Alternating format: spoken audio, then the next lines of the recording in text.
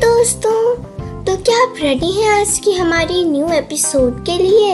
ये बहुत ही कूल और एक्साइटिंग है, इसलिए इस वीडियो को एंड तक देखिएगा। एंजॉय।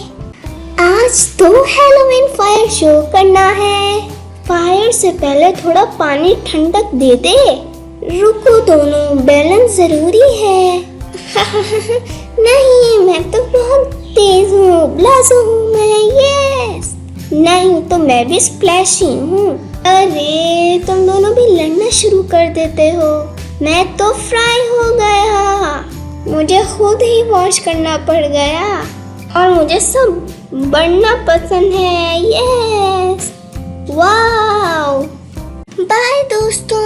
और हाँ, अगर आपको हमारी आज की ये न्यू एपिसोड पसंद आई है तो प्लीज़ हमारे चैनल को लाइक, शेयर एंड सब्सक्राइब करें। इस तरह हमें बहुत ज़्यादा सपोर्ट मिलेगी।